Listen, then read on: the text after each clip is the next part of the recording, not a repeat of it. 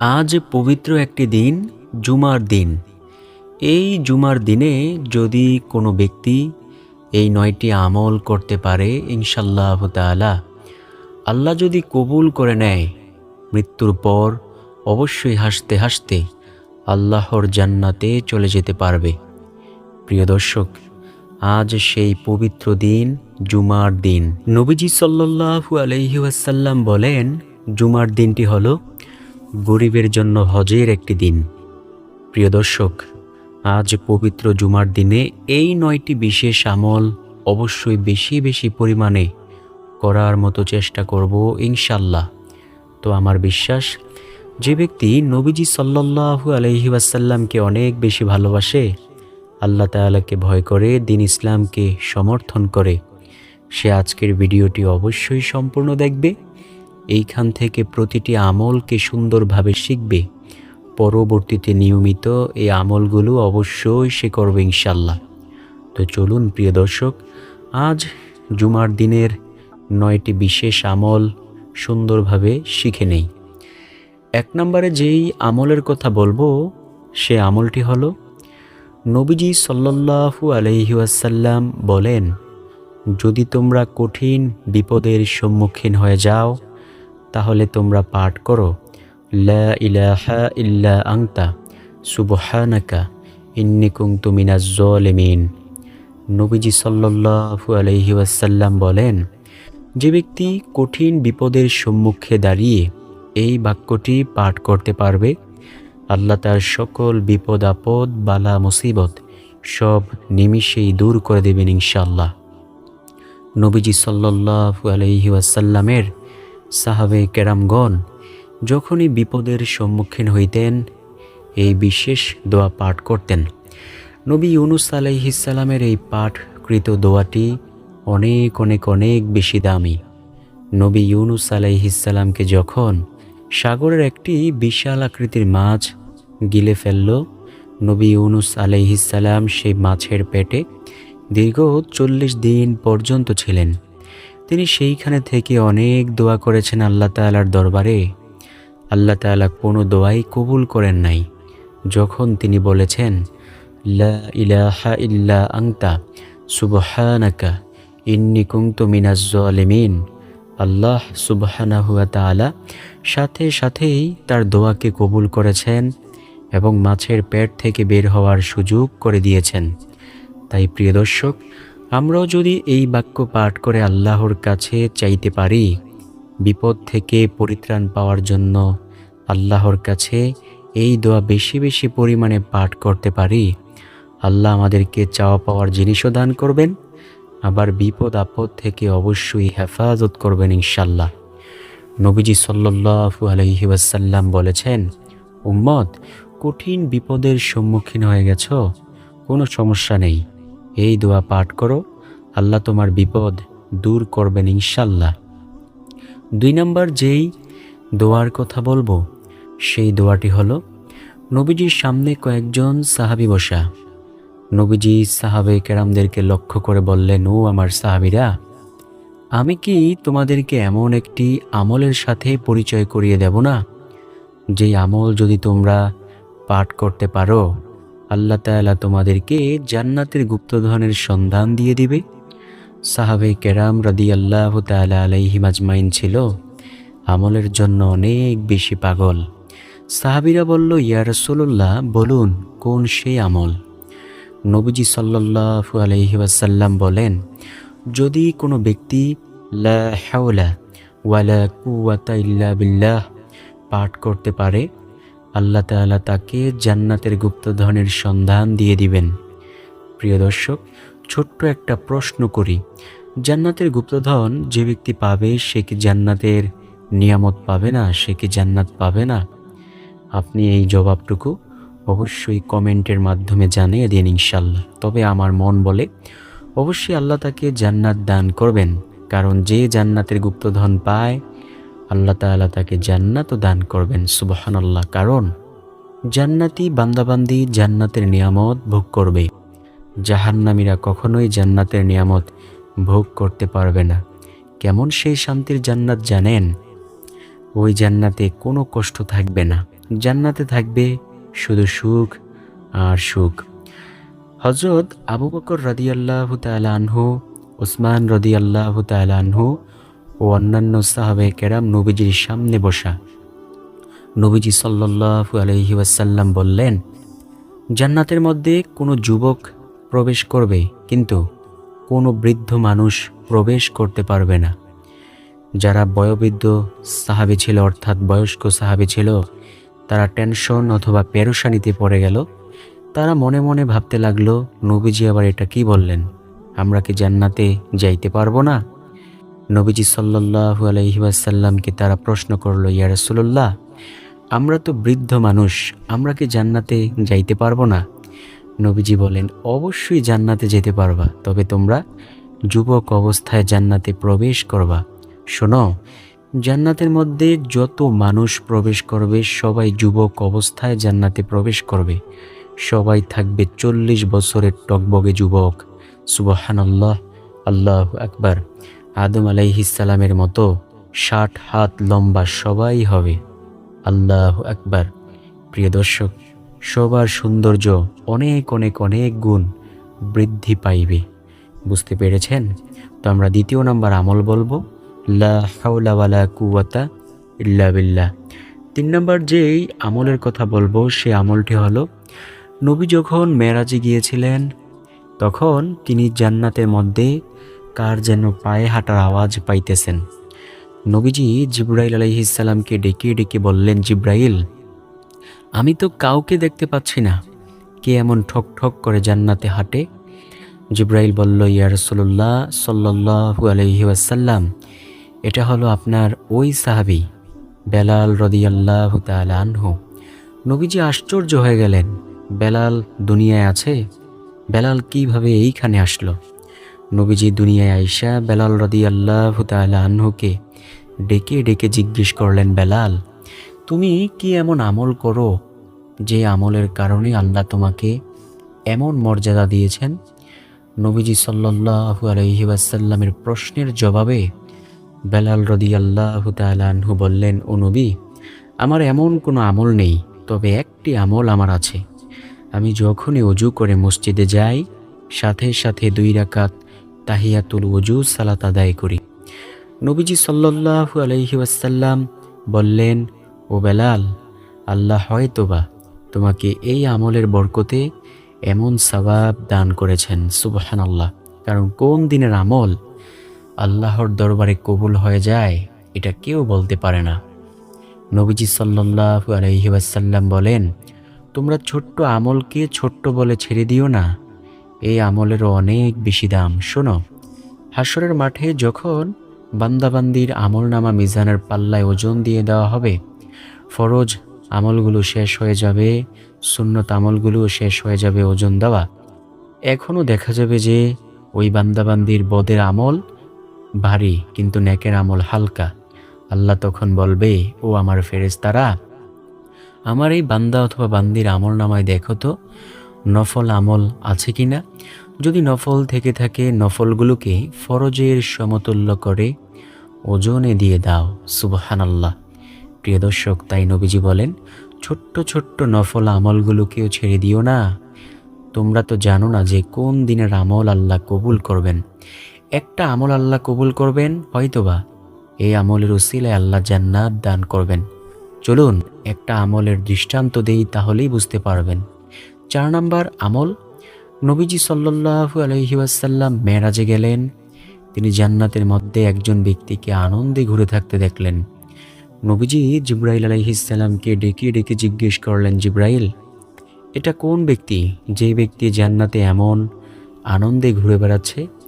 জিবরাইল আলাইহিস সালাম বলেন, ও নবী, এটা হলো ওই ব্যক্তি যেই ব্যক্তি দুনিয়ায় রাস্তা দিয়ে হাঁটার সময় একটি কষ্টদায়ক বস্তু, অর্থাৎ একটি খেজুরের ডাল রাস্তায় পড়ে থাকতে দেখে এটা মানুষের চলাচলে কষ্ট হবে এই কথা ভেবে সে এটা রাস্তা থেকে সরিয়ে দিয়েছিল। আল্লাহ তাআলা যেহেতু বান্দাবান্দিকে অনেক বেশি ভালোবাসেন, মায়া করেন, তাই আল্লাহ মায়া করে ভালোবেসে এই ছোট্ট আমলের কারণে তাকে জান্নাত দান করেছেন। বুঝতে পেরেছেন প্রিয় দর্শক? তাই নবী বলেন, ছোট্ট ছোট্ট আমলকে ছেড়ে দিও না, ছোট্ট আমলের অনেক বেশি দাম। পঞ্চম নম্বর আমল হলো নবীজি সাল্লাল্লাহু আলাইহি ওয়াসাল্লাম বলেছেন, ও আমার উম্মতেরা শোনো, তোমরা যখনই সুযোগ পাবে পাঠ করবে, রদিতু বিল্লাহি রাব্বা ওয়া বিল ইসলামি দীনা ওয়া বি মুহাম্মাদিন সাল্লাল্লাহু আলাইহি ওয়াসাল্লামা নাবিয়্যা ওয়া রাসূলা। নবীজি সাল্লাল্লাহু আলাইহি ওয়াসাল্লাম বলেন, তোমরা যদি বলো রদিতু বিল্লাহি রাব্বা, আমি আল্লাহ তাআলাকে রব হিসেবে, ওয়া বিল ইসলামি দীনা, ইসলামকে ধর্ম হিসেবে, ওয়া বি মুহাম্মাদিন সাল্লাল্লাহু আলাইহি ওয়াসাল্লামা নাবিয়্যা ওয়া রাসূলা, নবী সাল্লাল্লাহু আলাইহি ওয়াসাল্লামকে নবী ও রাসূল হিসেবে পেয়ে সন্তুষ্ট। নবী বলেন, তার জন্য আল্লাহ তাআলা গোটা জান্নাতকে অবধারিত করে দেন। আল্লাহু আকবার। প্রিয় দর্শক, জান্নাত যদি পেতে চান বেশি বেশি পরিমাণে পাঠ করুন, রদিতু বিল্লাহি রাব্বা ওয়া বিল ইসলামি দীনা ওয়া বি মুহাম্মাদিন সাল্লাল্লাহু আলাইহি ওয়াসাল্লামা নাবিয়্যা ওয়া রাসূলা। নবীজি বলেন, যে ব্যক্তি এই বাক্য বলবে, আল্লাহ তার জন্য গোটা জান্নাতকে অবধারিত করে দিবেন। আল্লাহু আকবার। নবীজি সাল্লাল্লাহু আলাইহি ওয়াসাল্লাম এমনটাই বলেছেন। প্রিয় দর্শক, জান্নাত অনেক অনন্ত অসীম সুখের জায়গা, যেই সুখের কোনো শেষ নেই, শুধু থাকবে সুখ আর সুখ। জান্নাতের মধ্যে জান্নাতীরা যখন প্রবেশ করবে, পূর্বের যত দুঃখ আছে সব দুঃখ তারা ভুলে যাইবে। তাদের কাছে মনে হইবে যে আর কোনো দুঃখ তাদের নেই, তারা দুনিয়ায় শুধু সুখের মধ্যেই ছিল।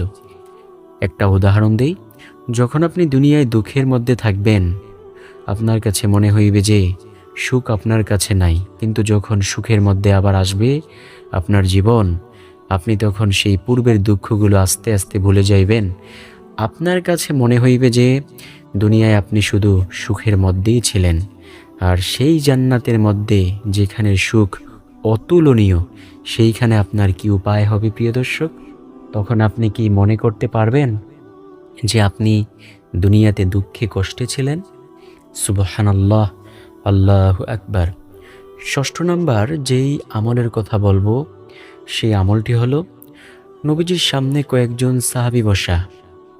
নবীজি সাল্লাল্লাহু আলাইহি ওয়াসাল্লাম সেই সাহাবীদেরকে ডেকে ডেকে বললেন, ও আমার সাহাবীরা, আমি কি তোমাদেরকে এমন একটি আমলের কথা বলবো না, যে আমল যদি তোমরা একবার করো, আল্লাহ তাআলা তোমাদেরকে 10 পারা কুরআনুল কারীম খতম করার সমান সওয়াব দিবে। যদি তোমরা 2 বার করো, আল্লাহ তোমাদেরকে 20 পারা কুরআনুল কারীম খতম করার সমান সওয়াব দিবে। যদি তোমরা 3 বার করতে পারো, আল্লাহ তোমাদেরকে সম্পূর্ণ কুরআনুল কারীম খতম করার সমান সওয়াব দিবে। সাহাবে কেরাম রাদিয়াল্লাহু তাআলা আলাইহিম আজমাইন ছিল আমলের জন্য অনেক বেশি পাগল।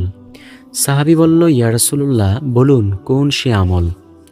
নবীজি সাল্লাল্লাহু আলাইহি ওয়াসাল্লাম বলেন, যদি কোনো ব্যক্তি সূরাতুল ইখলাস একবার পাঠ করে, আল্লাহ রাব্বুল আলামিন তাকে 10 পারা কুরআনুল কারীম খতম করার সমান সওয়াব দিবে। যদি কেউ 2 বার পাঠ করে, আল্লাহ তাআলা তাকে 20 পারা কুরআনুল কারীম খতম করার সমান সওয়াব দিবেন। যদি কেউ 3 বার পাঠ করে, আল্লাহ তাআলা সম্পূর্ণ কুরআনুল কারীম খতম করার সমান সওয়াব দিয়ে দিবেন। সুবহানাল্লাহ। প্রিয় দর্শক, কুরআনুল কারীমের খতমের সমান সওয়াব যদি পেতে চান, তাহলে অবশ্যই বেশি বেশি পরিমাণে সূরাতুল ইখলাস পাঠ করুন।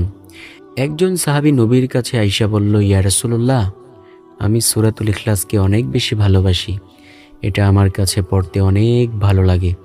নবীজি বললেন, যদি তোমার মুখের কথাটুকু সত্যি হয়, তাহলে জেনে নাও, যে ব্যক্তি সূরাতুল ইখলাসকে ভালোবাসে, রব্বুল আলামিন তাকে ভালোবাসে, আর এই ভালোবাসার শেষ পরিণাম ফল হয় মহান মালিকের সেই জান্নাত।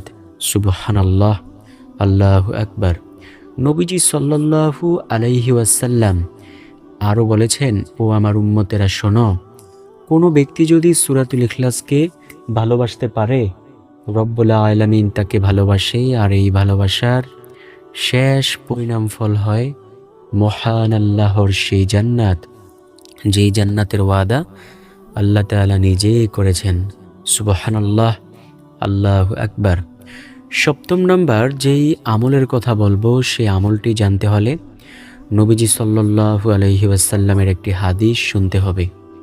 নবীজি সাল্লাল্লাহু আলাইহি ওয়াসাল্লাম কোথাও যাচ্ছেন, নবীজির পাশে ছিল আবু বকর রাদিয়াল্লাহু তাআলা আনহু। নবীজি একটি গাছের ডাল ধরলেন, জোরে ঝাঁকি দিলেন।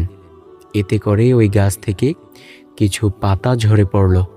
নবীজি সাল্লাল্লাহু আলাইহি ওয়াসাল্লাম আবু বকর রাদিয়াল্লাহু তাআলা আনহু, অথবা কোনো রাওয়ায়াতে এসেছে আবু হুরায়রা রাদিয়াল্লাহু তাআলা আনহু, নবীজি আবু হুরায়রা রাদিয়াল্লাহু তাআলা আনহুকে ডেকে ডেকে বললেন, আবু হুরায়রা, দেখো, এই যে আমি ঝাঁকি দেওয়ার কারণে গাছ থেকে পাতাগুলো ঝরে পড়ে গেল, ঠিক কোনো ব্যক্তি যদি সুবহানাল্লাহি ওয়ালহামদুলিল্লাহি ওয়ালা ইলাহা ইল্লাল্লাহু ওয়াল্লাহু আকবার, এই 4 জিকির একত্রে করতে পারে, যেমনইভাবে আমি ঝাঁকি দেওয়ার কারণে গাছ থেকে পাতাগুলো ঝরে পড়ে গেল, ঠিক তেমনইভাবে রব্বুল আলামিন তার আমলনামা থেকেও গুনাহের ময়লাগুলোকে ঝেড়ে ফেলে দিবেন।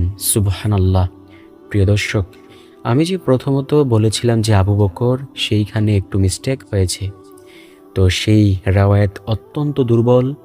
আবু হুরায়রা রাদিয়াল্লাহু তাআলা আনহুর রাওয়ায়াত অত্যন্ত সবল, তাই আমরা আবু হুরায়রা এটাই বিশ্বাস করব। দ্বিতীয়ত, নবীজি আরও বলেন, যদি কোনো ব্যক্তি সুবহানাল্লাহি ওয়ালহামদুলিল্লাহি ওয়ালা ইলাহা ইল্লাল্লাহু আল্লাহু আকবার, এই 4 জিকির একত্রে করতে পারে, যেমনইভাবে শীতকালীন সময়ে গাছের পাতাগুলো ঝরে পড়ে যায়, ঠিক তেমনইভাবে রব্বুল আলামিন তার আমলনামা থেকেও গুনাহের ময়লাগুলোকে ঝেড়ে ফেলে দিবেন। সুবহানাল্লাহ। প্রিয় দর্শক, জীবনে তো গুনাহের কাজ কম করি নাই, প্রতিটি সেকেন্ড, প্রতিটি মুহূর্তে, প্রতিটি ক্ষণে ক্ষণে গুনাহের কাজ করেই চলছি। নবীজি বলেন, ও আমার উম্মত, তোমরা মিথ্যা বলা বন্ধ করো, তাহলে অনেক গুনাহ থেকে বাঁচতে পারবে। একজন ব্যক্তি আয়েশা নবীর কাছে বলল, ইয়া রাসূলুল্লাহ, আমি সর্বপ্রকার গুনাহের কাজে লিপ্ত, আপনি আমাকে এমন একটি আমলের কথা বলুন যে আমল করতে পারলে আমি গুনাহের কাজগুলোকেও ছাড়তে পারবো। নবীজি সাল্লাল্লাহু আলাইহি ওয়াসাল্লাম বলেন, আজকের পর থেকে তুমি মিথ্যা কথা বলবে না, এটা তুমি বন্ধ করে দাও। ওই ব্যক্তি মনে মনে ভাবল, নবী তো আমাকে শুধু বলেছে যে মিথ্যা কথা বলা বন্ধ করতে, আমি অন্যান্য গুনাহের কাজগুলো সুন্দরভাবেই করতে পারবো। ওই ব্যক্তি যখন চুরি করতে গেল, তখন সে মনে মনে ভাবতে লাগলো, এই যে আমি চুরি করব, পরের দিন যদি নবী আমাকে জিজ্ঞেস করে, ও সাহাবী, তুমি কি চুরি করেছ? প্রিয় দর্শক, সে কিন্তু পরে আবার নবীর সাহাবী হয়েছে, তাই আমি সাহাবীর সম্মানার্থে এটা বললাম। যদি আমাকে জিজ্ঞেস করে, তুমি কি চুরি করেছ, তো আমি যদি বলি চুরি করি নাই, তাহলে তো মিথ্যা হয়ে যাবে, আমি চুরি করতে পারবো না। আবার সে ডাকাতি করতে গেল, তখন সে মনে মনে ভাবলো, আমি যদি ডাকাতি করি, নবী যদি আমাকে জিজ্ঞেস করে যে তুমি ডাকাতি করেছ কিনা, যদি আমি মিথ্যা বলি, তাহলে তো মিথ্যা বলা হয়ে যাবে, না আমি ডাকাতিও করতে পারবো না। এইভাবে সে আর কোনো গুনাহের কাজই করতে পারলো না। নবীর দরবারে আয়েশার সাথে সাথে কালিমা পড়ে মুসলমান হয়ে গিয়ে একজন সাহাবী হয়ে গেল। সুবহানাল্লাহ, আল্লাহু আকবার। অষ্টম নাম্বার আমল, নবীজি বলেন, তোমরা বলো, রব্বানা আতিনা ফিদ দুনিয়া হাসানা ওয়া ফিল আখিরাতি হাসানা ওয়া কিনা আযাবান্নার। তোমরা যদি এই বাক্যটা বলতে পারো, আল্লাহ তাআলা তোমাদেরকে দুনিয়ার কল্যাণ দিবেন, আখিরাতের কল্যাণ দিবেন ও জাহান্নামের আগুন থেকে বাঁচিয়ে দেবেন ইনশাল্লাহ। প্রিয় দর্শক, জাহান্নামের আগুন থেকে বাঁচতে চাইলে এই বাক্যের বিকল্প নেই। সর্বশেষ নাম্বার যেই আমলের কথা বলবো, সেই আমলটির কথা আমি আপনাদেরকে বলছি। সেই আমলটি হলো বেশি বেশি সুবহানাল্লাহ বলবেন। নবী বলেন, একবার সুবহানাল্লাহর আওয়াজ দিলে জান্নাতের মধ্যে আল্লাহ একটি বৃক্ষ রোপণ করেন। ওই বৃক্ষের ছায়া এত লম্বা হয় যে দ্রুতগামী ঘোড়া যদি 500 বছর পর্যন্ত দৌড়ায়, তারপরেও সেই বৃক্ষের ছায়া অতিক্রম করতে পারবে না। তো প্রিয় দর্শক, যদি ভিডিওটি ভালো লেগে থাকে, যারা প্রিয়জন আছে তাদের কাছে অবশ্যই শেয়ার করতে ভুলবেন না। ভালো থাকুন, সুস্থ থাকুন। আসসালামু আলাইকুম ওয়া রাহমাতুল্লাহ।